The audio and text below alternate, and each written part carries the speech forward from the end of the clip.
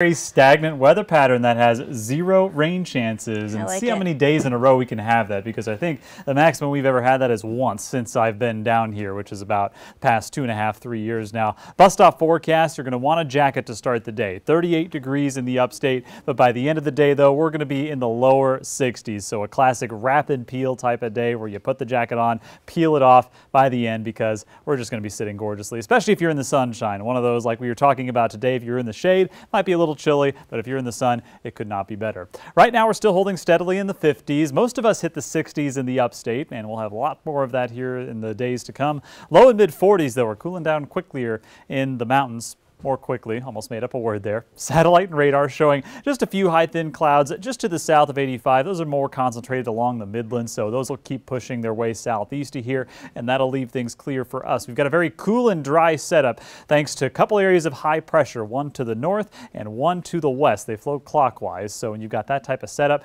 it blocks any moisture from entering from the west, and it just keeps cool and dry air keeping on filtering in the area. So that's going to dominate our weather picture here over the next about week or so. That'll leave us just sitting very nicely here for that stretch of time. 38 will do it for our low temperature in the upstate tonight. Mountains, it's 31 degrees for you, so a little bit chilly, like I said. Maybe you want the heaters on at night, but maybe turn it off during the day. Maybe let the sun in, get up to 61 degrees for an afternoon high temperature in the upstate. Nothing but blue skies, and we'll have a steady, I'll call it a noticeable wind from the north at 5 to 15 miles per hour. There could always be the occasional gust above 15 miles per hour, but all in all, the wind is not going to be a problem. We'll call it sunshine and a bit chillier in western North Carolina, about a 10-degree discrepancy between the upstate. 51 degrees your high temperature. Also similarly, that north wind will be at 5 to 15 miles per hour. So as we rate the day tomorrow, we rated today at 10, so probably take a few guesses as to what tomorrow is going to be. Yeah, hope it didn't take you too long. It's going to be another perfect 10 outside, and this could be one of the longer streaks that we have of perfect 10 days here that we've seen in quite some time, so take it in.